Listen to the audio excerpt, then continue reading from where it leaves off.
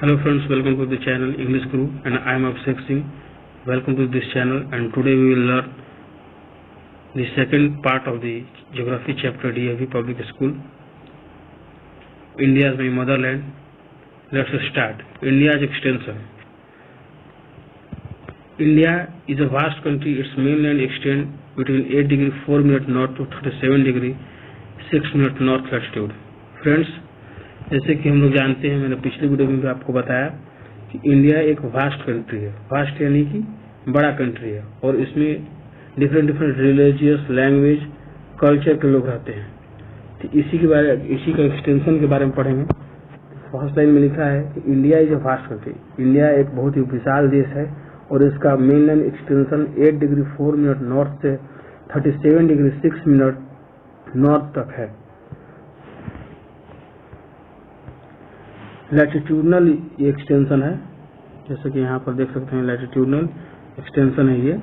The north south extension of mainland of India is 3214 kilometre. ये fact figure है 3214 kilometre. Then located at 6 degree 4 minute north latitude. The longitudinal extension of India is between 68 degree 7 minute east to 97 degree 25 minute east. Its longitudinal extension is 29 degree. Friends, longitudinal extension firstly मैंने आपको बताया था longitudinal और latitudinal में difference. longitudinal और latitudinal दोनों ही imaginary line है जो ग्लोब पे है, जिसे हम देख नहीं सकते। तो इसका इंडिया का longitudinal extension जो है 68 डिग्री 7 मिनट ईस्ट से 97 डिग्री 25 मिनट ईस्ट है। The west extension of country is 2933 kilometre. East से लेकर वेस्ट तक इसका एक्सटेंशन में दूरी जो है वो 2933 किलोमीटर है। साउथर्न मोस्ट पॉइंट जो इंडिया का वो कन्याकुमारी है, जो कि अंडमान एंड निकोबार में लाई करता है, जो कि bay of Bengal and Lakshadweep island है, जो कि अरबियन सी में है। Andaman and Nicobar island bay of Bengal में और लक्षद्वीप आइलैंड अरबियन सी में है। और ये सब हमारे इंडियन यूनियन यानी कि आपको केंद्र शासित प्रदेश का एक पार्ट। अभी यूनियन टेरिटरी 9th है। Indira point is the southern most tip of Indian territory that lies in Nicobar island. Indira point को साउथर्न मोस्ट पॉइंट माना जाता है, जो कि अंडमान एंड निकोबार आइलैंड में लाई करता है। The sun rises in Arunachal Pradesh, the eastern point of India. It rises in Gujarat the west after 2 hour. जो सन है वो हम लोग जानते हैं कि सन ईस्ट से उदय होता है, तो हम लोग का ईस्ट में जो है वो अरुणाचल प्रदेश। तो सबसे पहले सनराइज अरुणाचल प्रदेश करता है और वेस्ट में हमारे गुजरात है और 2 घंटा बाद गुजरात में सन राइज करता है। इसका कारण यह है क्योंकि हम लोग जानते हैं कि 4 मिनट लॉन्गिट्यूड, हर लॉन्गिट्यूड के हर एक लॉन्गिट्यूड में 4 मिनट का अंतर होता है, जिसके कारण क्या होता है कि 2 घंटा लेट गुजरात में सन राइज होता है और 2 घंटा पहले अरुणाचल प्रदेश में सन राइज कर जाता है। जैसे यहाँ पर आप देख सकते हैं लिखा हुआ है, यहाँ पर आपको दिखा है sun rises in the Arunachal Pradesh the eastern point of India. It rises in Gujarat west after 2 hour. यानी जो सन है वो अरुणाचल प्रदेश में राइज करता है और 2 घंटा बाद ही गुजरात में राइज करता है। और ये सब ऐसा इसलिए होता है क्योंकि 4 मिनट का गैप होता है हर लॉन्गिट्यूडनल लाइन में। इसलिए इस समस्या से उभरने के लिए, क्योंकि अगर हर लॉन्गिट्यूडनल पे 4 मिनट का अंतर आ जा रहा है, यानी कि हर समय हर लोगों के लिए अलग अलग टाइम होगा, इसलिए पूरे देश का इंडिया एक वास्ट कंट्री है और इसके रेफरेंस के लिए इसके लिए एक स्टैंडर्ड टाइम चाहिए था। इसलिए एक स्टैंडर्ड टाइम के लिए लोकल टाइम को नहीं बल्कि स्टैंडर्ड टाइम को रेफरेंस दिया जाए। इसके लिए स्टैंडर्ड मेरिडियन को चूज किया गया, जो कि 82 डिग्री 30 मिनट ईस्ट है, जो कि मिर्जापुर से पास करता है। इसमें लिखा हुआ नहीं, मैं आपको एक्स्ट्रा बता रहा हूँ। इसलिए for whole country Indian standard time को रेफरेंस दिया जाता है। क्योंकि ये पूरे देश के लिए टाइमिंग होता है। ये नहीं कि यूपी में 4 बज रहा है और बिहार में 2 बज रहा है, सबके लिए 4 बज रहा हुआ। ठीक है, आगे चलते हैं। It is followed all over the country and is 5.5 hours ahead of the Greenwich mean time. हम लोग पिछले क्लास में पढ़ चुके हैं ग्रीनविच टाइम के बारे में, अगर आपको नहीं पता होगा तो अगले वीडियो में बता दूंगा। लेकिन ग्रीनविच मीन टाइम से जो है हमारा टाइम जो है 5.5 घंटा आगे चलता है। From Jammu and Kashmir to Kanyakumari India is experience a wide variety of climate condition, natural vegetation, soils etc. जैसे कि इंडिया हमारा एक डाइवर्स कंट्री है और इंडिया के अपर पार्ट नॉर्थन पार्ट में माउंटेन रीजन है और साउथ रीजन में पेनिनसुला है, जिसके कारण इंडिया का क्लाइमेट, सॉइल और रिलीजियस, नेचर, वेजिटेशन सब चेंज करता है। From Jammu and Kashmir to Kanyakumari, Jammu and Kashmir India का अपर पार्ट और लोअर पार्ट कन्याकुमारी हो गया। यहाँ पे डू यू नो पे ध्यान दीजिए। A large part of Indira point got submerged in the tsunami of 2004। Now the sea is gradually returning back to its original place. 2004 में एक सुनामी आया था जिसके में इंदिरा पॉइंट पूरी तरह से डूब गया था, लेकिन अब धीरे धीरे ये इंदिरा पॉइंट से पानी घट रहा है, ओरिजिनल प्लेस पे जा रहा है वो ये पानी समुद्र का, और इंदिरा पॉइंट फिर से दिखने लग रहा है थोड़ा थोड़ा। अब हम लोग चलते हैं the smiling face of our country. Smiling means मुस्कुराता हुआ, लेकिन यहाँ पे मुस्कुराता है। इंडिया एक नॉन लिविंग थिंग है और ये मुस्कुराएगा लेकिन नहीं, लेकिन हम लोग इसको देखते हैं, इसमें लिखा जो हेडिंग है the smiling face of our country, यानी कि इसकी समृद्धि, इसके डाइवर्सिटी के बारे में जानेंगे। दिन स्टार्ट करते हैं। The surface of India has diversity in land form और relief feature. The land feature are divided as the northern mountain, northern plain, plateau, coastal plain and island. मैंने पहले ही बताया इंडिया जो है एक डाइवर्स कंट्री है, डाइवर्सिटी से भरा हुआ है। यहाँ पे अलग अलग प्रकार के जीव जंतु, फल फूल, लोग, कल्चर, रिलीजियस, लैंग्वेज और अलग अलग सॉइल, क्लाइमेट सब है यहाँ पर, जिसकी वजह से इंडिया एक डाइवर्स कंट्री है। इवन इंडिया में 50 से ज्यादा लैंग्वेजेस है। तो हम लोग first of all smiling face of our country में दी नॉर्थन माउंटेन पढ़ते हैं, नॉर्थन माउंटेन के बारे में पढ़ते हैं। फ्रेंड्स, नॉर्थन माउंटेन यानी कि इंडिया के नॉर्थ के माउंटेन के बारे में, जैसे कि आप सब जानते होंगे हिमालय के बारे में। तो हिमालय इंडिया के नॉर्थ में लाई करता है, नॉर्थन माउंटेन में, और इसे यंग माउंटेन भी कहते हैं। ये जम्मू एंड कश्मीर से अरुणाचल प्रदेश तक फैला हुआ है Himalaya. These are several mountain ranges, और हिमालय के बहुत से चोटियां भी हैं, रेंजेस एंड चोटियां, जैसे Karakoram, Ladakh, Zanskar and Himalaya. Mount Everest सबसे ऊंचा चोटी है, और इंडिया में कन्याकुमारी, ये देख रहे हैं यहाँ पे आप देख सकते हैं। ये नॉर्थन प्लेन है आपका, ये नॉर्थन प्लेन का ये माउंटेन है, यही आपका 1 मिनट,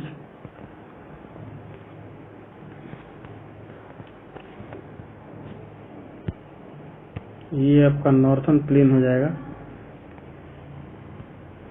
ये वाला जितना है ये सब माउंटेनस रीजन है, ये अरुणाचल प्रदेश तक, ये सारे इसको मैं सेलेक्ट कर दूं तो ये पूरा ऊपर वाला माउंटेनस रीजन है। देख रहे हैं ऊपर का लगभग जम्मू एंड कश्मीर से लेते हुए ऊपर का जितना हिस्सा है सब कवर हो जा रहा है माउंटेन में, तो ये हिमालय रीजन है। आगे चलते हैं नॉर्थन प्लेन में, इसमें देख रहे हैं K2 यानी कि Kanyakumari. The K2 peak which is the world second highest peak lie in the Karakoram range.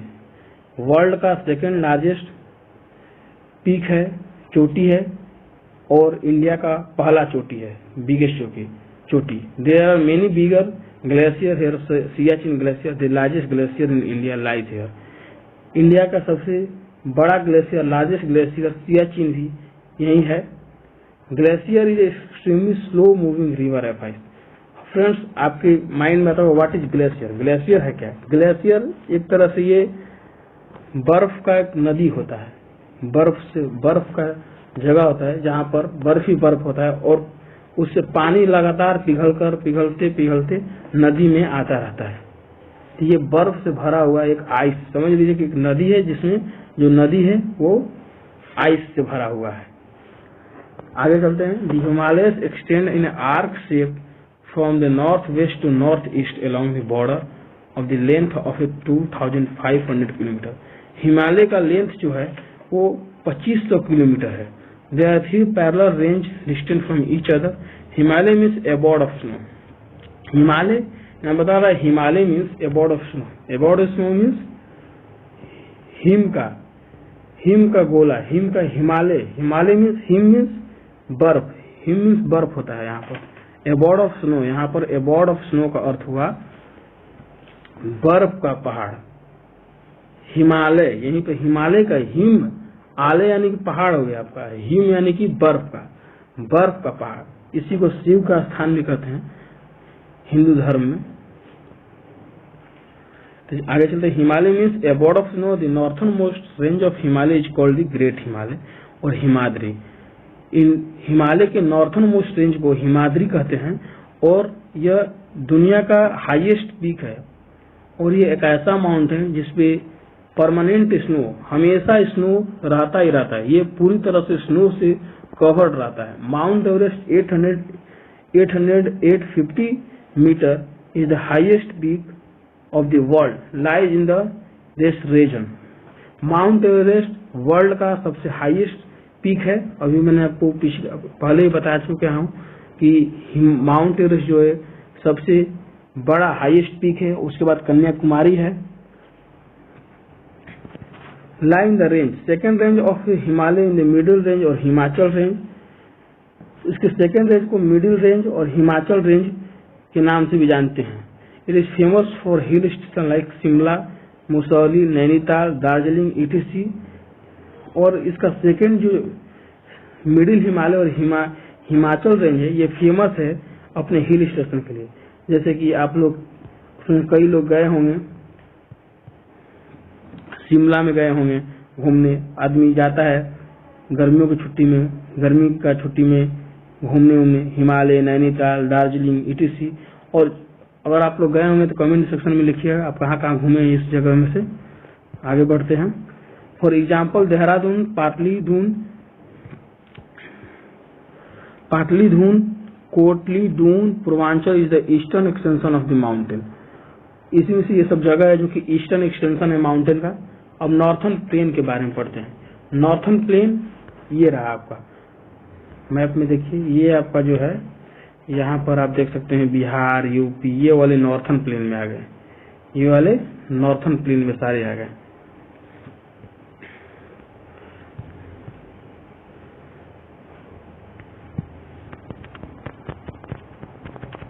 ये सारे ऊपर के भाग नॉर्थन प्लेन में आ गए। आपको पिछले वीडियो में मैंने ड्रॉ करके बताया था। सबसे पहले आपको डायरेक्शन का नॉलेज होना चाहिए। ये नॉर्थ हो गया आपका, ये ईस्ट हो गया, ये वेस्ट हो गया और ये साउथ हो गया। हमेशा इसको ड्रॉ कीजिए। इस पे ऐसे ड्रॉ कर लीजिए। तो इसको बीच से अगर ड्रॉ करेंगे तो ये पूरा इसके ऊपर वाला भाग जितना भी है सब नॉर्थ में आ गया।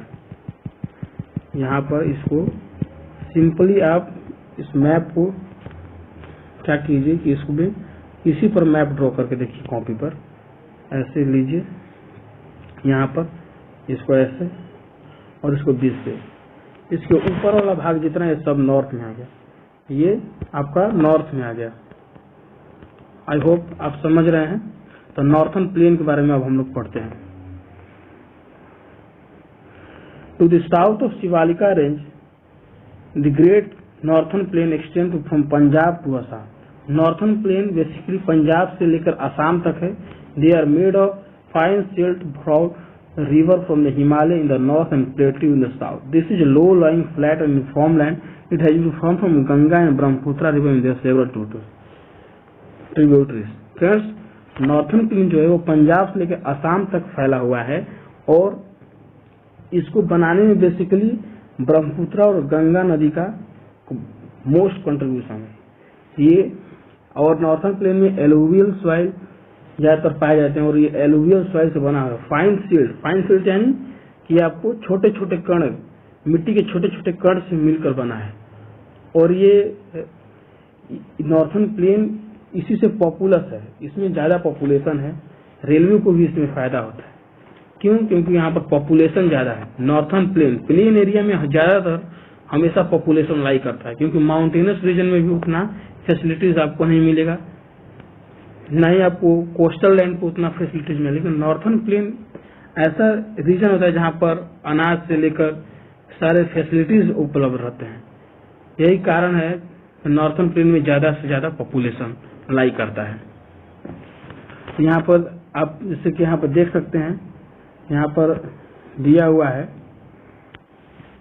कि आपको जो नॉर्थर्न प्लेन है वो पंजाब से लेकर आसाम तक फैला है, और ये सब, और यहाँ की जो मिट्टी बनी हुई ज्यादा fine silt brought down the river, यानी रिवर से छोटे छोटे कण, यानी कि बेसिकली एलुवियल सॉइल से मिलकर बना है।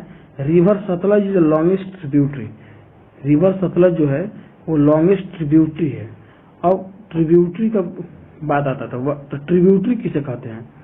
तो ट्रिब्यूटरी आपका जो यूनो में आप ध्यान से देखिए जो ब्लैक से कलर्ड है ये मेन पॉइंट है, और इसका नोट्स मैं अगली वीडियो में आपको प्रोवाइड कराऊंगा। तो ट्रिब्यूटरी मीन्स बहुत से रिवर मिलकर ज्वाइन हो जाए तो उसे ट्रिब्यूटरी कहते हैं। तो river Sutlej is the longest tributary of Indus system.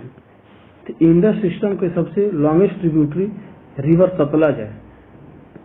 अभी आप बताएंगे कि रिवर सतलज किस देश में जाकर मिलती है। Indus system, Ganga basin is the largest basin of India. तो यहाँ से आपका 2 पॉइंट बनता है, which is largest tributary, which is the largest basin of India. तो गंगा बेसिन इंडिया का लार्जेस्ट बेसिन है, और रिवर सतलज लॉन्गेस्ट ट्रिब्यूटरी है इंडस सिस्टम का। Yamuna river is its longest tributary which join at Allahabad known as Sangam. Ganga basin का longest tributary Yamuna नदी है, और इंडस सिस्टम का लॉन्गेस्ट ट्रिब्यूटरी सतलज रिवर है। Ganga Brahmaputra river from great delta and biggest in the world. Ganga और Brahmaputra river great delta form करती हैं world का ग्रेटेस्ट डेल्टा, यहाँ पे याद रखिएगा, before falling into Bay of Bengal, और उसके बाद ये बे ऑफ बंगाल में जाकर मिल जाते हैं। Bay of Bengal basically peninsula India के ईस्ट में, आपको ध्यान हो तो। The delta has a triangular shape, it is a low lying area with a major river with split in several channel. और इस डेल्टा का ट्रायंगुलर शेप है। ट्रायंगुलर शेप यानी ट्रायंगल को आप देखे होंगे, ट्रायंगल कैसा होता है, 3 साइड से बना होता है, बिल्कुल बेसिकली ऐसा इसका पैटर्न बनता है इस बेसिन का। डिजर्ट के बारे में पढ़ते, डिजर्ट को पढ़ने पहले आप गूगल पर सर्च करें, पता लगाएं आप कितने डिजर्ट के बारे में जानते हैं, आप सोचिए और उस पर विचार करें। तो डिजर्ट, बेसिकली डिजर्ट क्या होता है? डिजर्ट सैंड से, बहुत सारे सैंडी एरिया से मिलकर बना रहता है डिजर्ट, उसको डिजर्ट कहते हैं। इंडिया में बेसिकली आप लोग जानते होंगे डिजर्ट गुजरात, राजस्थान और पाए जाते हैं, जो कि वेस्ट में इंडिया के अरावली माउंटेन रेंज में पाए जाते हैं। और यहाँ पर टेम्परेचर काफी ज्यादा होता है, दिन में काफी ज्यादा गर्मी और रात में काफी ज्यादा ठंडी पड़ती है। और द डिजर्ट है scanty and natural vegetation such as cactus and एक्सवे। और अगर आप डिस्कवरी चैनल देखते हैं तो आप देखे होंगे कि जो डिजर्ट में मेनली 2 तरह का प्लांट सरवाइव कर पाते हैं या दिखते हैं हमको, वो है कैक्टस और एसीसा। एसीसा को तो नहीं आप ज्यादा देखेंगे, लेकिन कैक्टस के बारे में आप जानते हैं। तो ये सब 2 ऐसे प्लांट है जो कि पाए जाते हैं आपको डिजर्ट एरिया में। अब द ग्रेट प्लेट्यू के बारे में पढ़ते हैं हम लोग। When we move towards the south and Great Plain, there is a triangular landmass. It is known as Great Peninsular Plateau. It is a northern part is known as Central Highland. It comprises. जैसे जैसे हम India के south में बढ़ेंगे वैसे वैसे देखेंगे कि इंडिया जो है वो इंडियन ओशियन में पेनिट्रेट किया हुआ है। पेनिट्रेट किया हुआ है यानी जैसे कि यहाँ पे आप देखिए, ये रहा आपका इंडिया, ये बेसिकली इंडिया आपका। आप फिगर पे ज़्यादा कमेंट ना कीजिएगा और नहीं सोचिए, मैं आपको बना के दिखाता हूँ। बेसिकली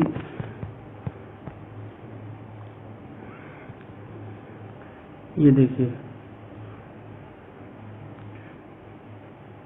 ये रहा आपका जम्मू का ऐसे लाकर ऐसे, और ऐसे है, ऐसे हुआ रहता है। तो ये जो है ट्रायंगुलर, ये जाके इंडियन ओशियन में लगभग सबमर्ज किया रहता है, अगर आप ध्यान से देखें तो इसका बेसिकली क्या कारण है? इसका कारण ये है कि ये इसी को पेनिसुलर इंडिया कहते हैं, यानी कि जो कोई भी लैंड मास जब तीन ओर पानी से घिरा हो, तीनों ओर से, थ्री साइड से, तो उसको पेनिसुलर कहते हैं, पेनिसुला। और ये इंडिया के इसलिए इसको पेनिसुलर इंडिया कहते हैं, ठीक है।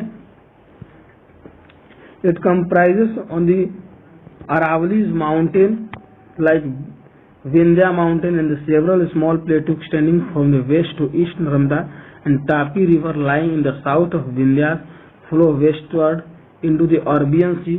The southernmost part of plateau is called the Deccan Plateau. It is a triangular in shape. The western Ghat run along the coast of Arabian Sea. The eastern Ghat run along the coast of Bay of Bengal. These mountains are cut by the river of several places. The entire plateau region is rich in mineral. यहाँ पर कर रहा है कि जो इस reason में river ही river है, जैसे नर्मदा, तापी रिवर जो है वो साउथ विंध्या के साउथ में लाई करती है, जो कि अरबियन सी में जाकर मिलती है। The southern part of plateau is called Deccan plateau. जो इस प्लेटू का साउथर्न पार्ट है उसको डिकेन प्लेटू कहते हैं, जो कि ट्रायंगुलर शेप में है। जो वेस्टर्न घाट है along the coast of Arabian sea, और ईस्टर्न घाट है जो कि बे ऑफ बंगाल है। ये सब these mountains are cut off the by river of several places. ये सब माउंटेन बहुत सारे रिवर से कटे हुए हैं। The coastal plain, the eastern coastal plain are broader. The river such as Mahanadi, Godavari, Krishna and Kaveri from delta at their mouth before falling into Bay of Bengal. जो eastern coastal plain है, कोस्टल प्लेन यानी कि समुद्री तट, जो ईस्टर्न कोस्टल प्लेन है वो river जैसे कि महानदी, गोदावरी, कृष्णा और कावेरी, ये सब डेल्टा फॉर्म करते हैं इसके किनारे में और बे ऑफ बंगाल में जाकर गिर जाती हैं। This coastal plains are very fertile and densely populated. इसलिए कोस्टल रीजन यानी कि समुद्री तट पर लोग का बसेरा ज्यादा है, क्योंकि वहां पर आपको फर्टाइल लैंड मिलेगा। यहाँ पर जो ये यहाँ पर हो गया, ये सब किनारे, यहाँ पर लोगों का बसेरा आपको ज्यादा मिलेगा, क्योंकि यहाँ पर फर्टाइल लैंड आपको मिलेगा। आपको फर्टाइल लैंड मिलेगा। जब फर्टाइल लैंड मिलेगा तो वहां पर अच्छी उपज होगी।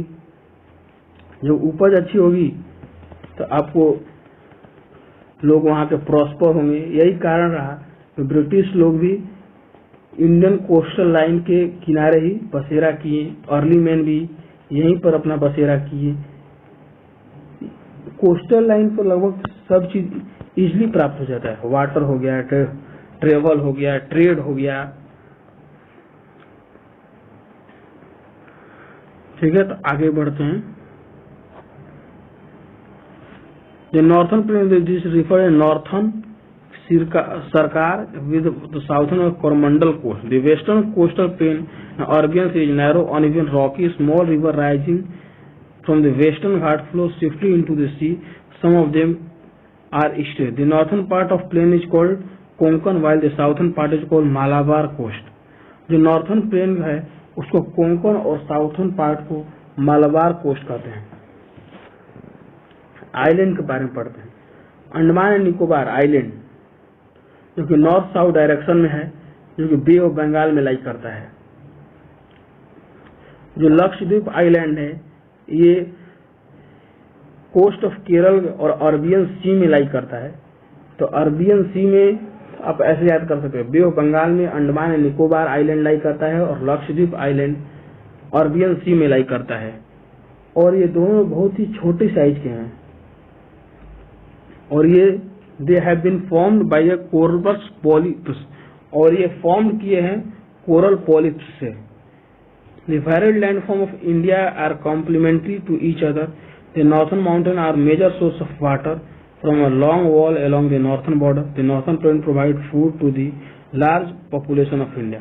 मैंने बताया था आपको नॉर्थन प्लेन होने की वजह से वहाँ पर खेती बाड़ी अच्छी होती है, इसलिए लोग वहाँ के लोग प्रॉस्पर होते हैं और ज्यादातर इंडिया को फीड कराते हैं। इंडिया में इतनी बड़ी पॉपुलेशन को फीड कराने का काम नॉर्थन प्लेन के लोग ही करते हैं, वहां पर खेती बाड़ी ज्यादा होती है। पॉलिटिकल डिवीजन, पॉलिटिकल डिवीजन में बेसिकली आप जानते हैं ये किताब के अनुसार थोड़ा सा चेंज है कि इंडिया अब 28 स्टेट है और 9 यूनियन टेरिटरीज है। ये तेलंगाना वाला बिल्कुल सेम है। ये तेलंगाना 29th स्टेट था और ये 2 जून 2014 को फॉर्म हुआ था। और इंडिया में बेसिकली स्टेट लैंग्वेजेस और ट्रेडिशन पर डिवाइड है। इंडिया एक फास्ट डेवलपिंग कंट्रीज है और ये डेवलपिंग कंट्री में डेवलपिंग कंट्रीज में आता है। और इंडिया एक संदेश देता है कि हमें मिलजुल कर रहना चाहिए, क्योंकि इंडिया में इतने डाइवर्सिटीज होने के बावजूद यहाँ के लोग मिलजुल कर रहते हैं, एकता का संदेश देते हैं। अब हमारा चैप्टर लगभग खत्म हो गया और यहाँ पे largest Rajasthan is the largest state and Goa is smallest. यहाँ पे 2 यूनो में दिया है कि इंडिया का सबसे लार्जेस्ट स्टेट जो है वो राजस्थान है और स्मॉलेस्ट जो स्टेट है वो गोवा है। इसका आप देख भी सकते हैं कि राजस्थान एरिया में बड़ा आपको दिख रहा होगा। यहाँ पर देखें तो राजस्थान ये वाला हो गया क्षेत्र, ये बड़ा दिख रहा होगा। और गोवा आपको देखिए ये छोटा सा गोवा है। तो राजस्थान सबसे बड़ा स्टेट है और गोवा सबसे छोटा स्टेट है। बाकी ये ड्यू कीवर्ड्स है। अगर आपको क्वेश्चन आंसर का वीडियो चाहिएगा तो बोलिएगा। बेसिकली वैसे तो मैं अगले वीडियो में आपको पीडीएफ इसका नोट्स मैं आपको प्रोवाइड करा दूंगा और आप इसको लाइक करना और सब्सक्राइब करना ना भूलें। Okay bye, see you later in the next episode.